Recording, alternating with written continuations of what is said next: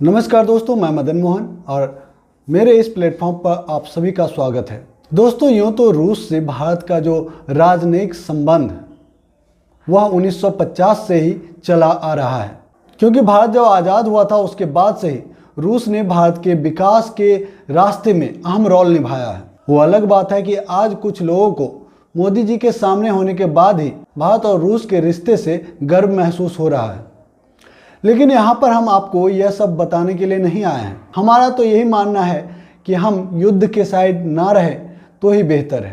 हालांकि हमारे देश के ही बहुत सारे भाई बहन हैं, महान भाई बहन हैं, जो रूस की वाहवाही कर रहे हैं, राष्ट्रपति पुतिन के पीछे खड़े नजर आते हैं, लेकिन ऐसे वक्त में हम उनको समझाना नहीं, ना ही बताना चाहते हैं। सिर्फ इस जानकारी को दोहराना चाहते हैं कि उन्हें भी मालूम ही होगा कि हमारे देश के 20,000 से ज़्यादा बच्चे यूक्रेन में फंसे हुए हैं, और ऐसे वक्त में जब यूक्रेन पर रूस ने हमला किया है और हमला करने वाला रूस का राष्ट्रपति पुतिन ही हैं, तो ऐसे में हमें अपने संबंधों की तमाम जो गुलदस्ता है उसके व्याख्या और गाना गाने से बचना चाहिए।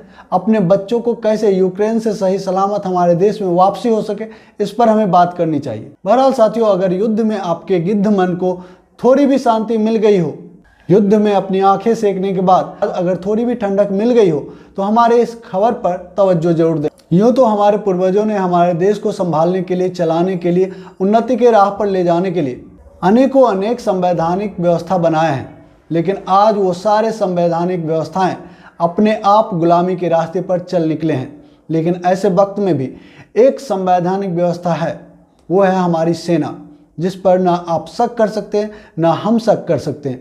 कर सकते हैं तो सिर्फ गर्व अपने देश की सेना पर, जहां पर उन्हें किसी भी राजनीतिक ढलान में ढलने की जरूरत नहीं महसूस होती। उन्हें सिर्फ दिखता है तो अपने देश की सुरक्षा, किसी भी स्तर पर जाकर अपने देश की सुरक्षा कैसे की जा सकती है, इसके लिए वो अपनी जान की बाजी लगाने से भी पीछे नहीं हटते। ठीक इसी तरीके से 37 वर्ष का एक हमारा जवान समुद्र तल से हजारों फीट ऊंचाई पर हमारे देश की सुरक्षा के लिए डटा था, लेकिन हिमस्खलन के कारण उनकी जान चली गई। दोस्तों, हम उनकी शहादत की बातें बिल्कुल भी करने नहीं आए हैं, क्योंकि आज तो ये सब चीज़ें आम हो चुकी है। उन पर बात तभी होती है जब एक राजनेता को उनके नाम पर वोट लेना हो। लेकिन आज हम बात करेंगे उनके द्वारा मौत के मुहाने पर खड़े होने के बावजूद उन्होंने देशवासियों को जो कहा, जो संदेश दिया, उसके बारे में।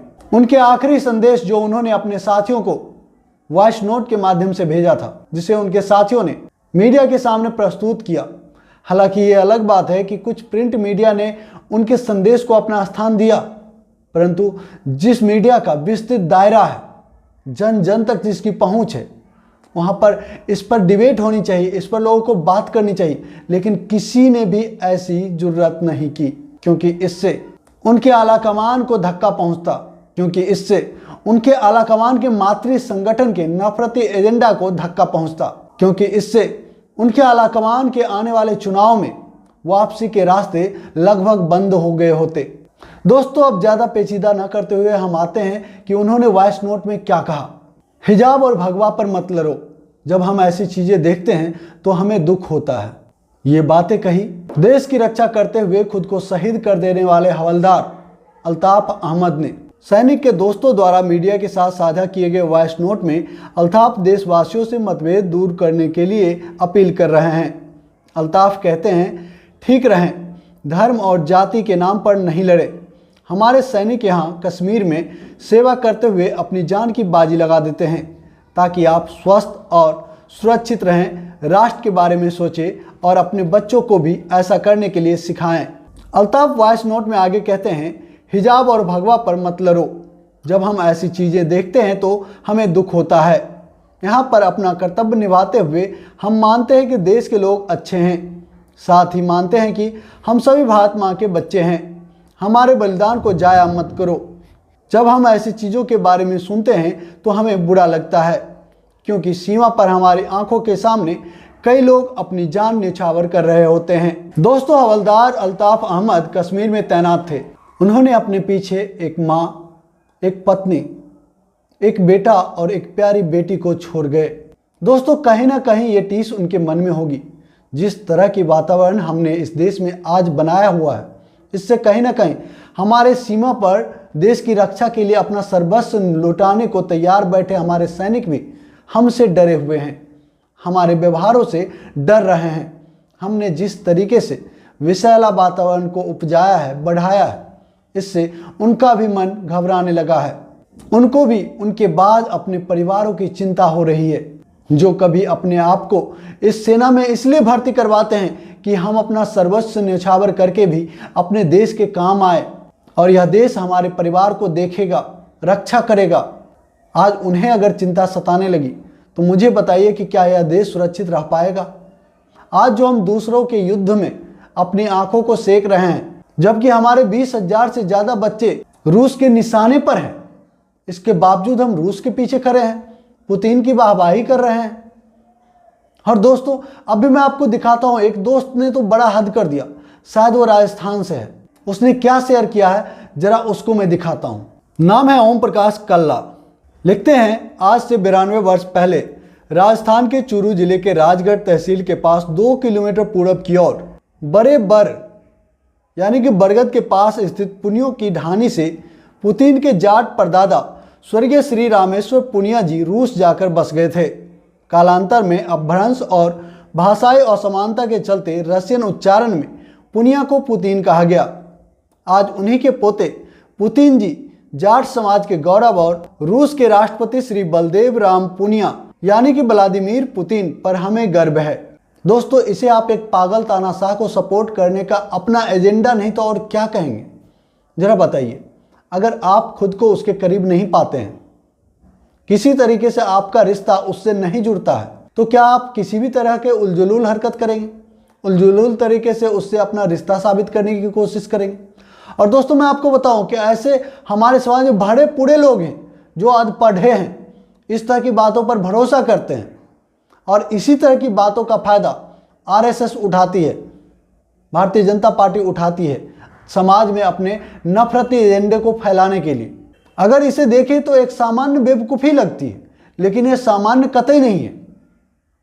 अब आप ही सोचिए ना, आपको याद होगा लगभग आज से 10 साल पहले या फिर 2014 से पहले ही ले लीजिए, आप अक्सर सुनते होंगे कि कभी मस्जिद में गाय के मांस के टुकड़े फेंके गए, मस्जिदों में सुअर के टुकड़े फेंके गए।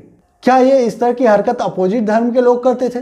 नहीं, ये सारे काला काम यही लोग करते हैं, जिन्हें समाज के भाईचारे को तोड़कर अपने हिंदू मुस्लिम के एजेंडे को लागू करना होता है, जो जानते हैं कि जब तक देश हिंदू मुस्लिम में नहीं बटेगा, जब तक यह समाज नहीं तोड़ा जाएगा, तब तक हम इस परिवेश में जिंदा नहीं रह सकते हैं, तब तक हम बलि का बकरा बनते रहेंगे। जब तक यह समाज बेवकूफ़ बनता रहेगा, तब तक हमारी राजनीतिक रोटियां अच्छे से पकती रहेगी और हम राजनीति के शीर्ष पर स्थापित होते रहेंगे। दोस्तों, मुझे बताइए कि क्या हश्र हो रहा होगा उनके दिलों की, उनके दिलों में क्या चल रहा होगा, कैसा तूफान मच रहा होगा कि हम कैसे समाज में हम अपने माँ को, अपनी बीवी को, अपने एक बेटा और एक बेटी को छोड़कर जा रहे हैं, जहाँ पर इस कदर नफरती वातावरण फैल गया है, जहाँ पर बच्चे अपने मनमाफिक कपड़े भी नहीं पहन सकते। मैं पिछले वीडियो में आप सबसे पूछा था, बहुत कम साथियों ने जवाब दिया था। मैंने पूछा था कि इस देश की राष्ट्रीय सुरक्षा के लिए खतरनाक कौन, हिजाब या फिर दंगा? मैंने पूछा था कि ये जो लड़कियां हैं जो हिजाब कैरी करके अपने कॉलेज में पढ़ने जा रही है, वह राष्ट्रीय सुरक्षा के लिए ज़्यादा खतरनाक है या फिर ये दंगाई जो उन लड़कियों को टारगेट कर रहे हैं, उन लड़कियों के पीछे जाकर उनको घेर कर जय श्री राम के नारे लगा रहे हैं, उनको धमका रहे हैं, उनको डरा रहे हैं? राष्ट्रीय सुरक्षा के लिए कौन जिम्मेदार है? मैं पूछना चाहता हूं कि अगर इसी तरह का माहौल हमारे समाज में चलता रहा तो क्या हमारे सैनिक निर्भीक होकर, स्वतंत्र होकर, अपने परिवारों को हमारे भरोसे छोड़कर क्या देश के लिए अपनी जान की बाजी लगा पाएंगे? दोस्तों, एक बार सोचिएगा जरूर इस मुद्दे पर, क्योंकि अब और नहीं, मैं बार बार कहता हूं, बस अब इसी नोट पर इस चीज को बंद कर दीजिए। हालांकि दोस्तों, मैं खुद को इन सब तमाम मामलों पर बोलने के लिए बहुत छोटा महसूस करता हूं, लेकिन जब अपने समाज में जिन्हें हमने संवैधानिक स्तंभ माना है, मीडिया, वह जब अपनी बातों को सामने से नहीं रखती, जब जनता की बातों को सरकार के सामने नहीं रखती, जब सरकारी एजेंडे को लागू करना, उन पर बात करना विपक्ष को नीचा दिखाना, विपक्षी पार्टियों से मुंहतोड़ सवाल करना और सत्ता के एजेंडे को भरपूर आवाज देना उनका मकसद हो जाता है, तब हमें ऐसे मुद्दे पर बोलना खुद को बहुत ज़रूरी समझते हैं और बोलते भी हैं। तो अगर इस छोटी आवाज़ में आपको दम लगे कि यह छोटी आवाज़ भी हमारे समाज को अच्छा कर सकती है, तो हमारे वीडियो को लाइक कीजिएगा और शेयर कीजिएगा, क्योंकि हमारे चैनल के रीच को बहुत कम कर दिया गया है। हमारे वीडियोज़ नहीं फैलते हैं।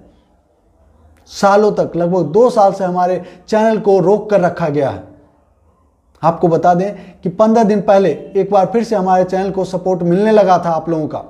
तब हमारे वीडियो 20,000, 25,000, 30,000, 35,000, 40,000 तक चले, लेकिन वापस पिछले 5 दिनों का जब रिपोर्ट मैं देखता हूँ तो मुझे खुद पर शक होती है। लेकिन मैं तो वही हूँ, मैं तो वही बातें करता हूँ, फिर ऐसा क्यों हुआ? एक बार फिर से तानाशाही सरकार की नज़र हमारे चैनल पर पड़ चुकी है।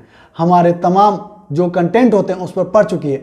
उन्हें पता है कि हमें इन्हीं कंटेंट से खतरा है। एक बार फिर से उन्होंने हमारे चैनल के रीच को कम कर दिया गया है।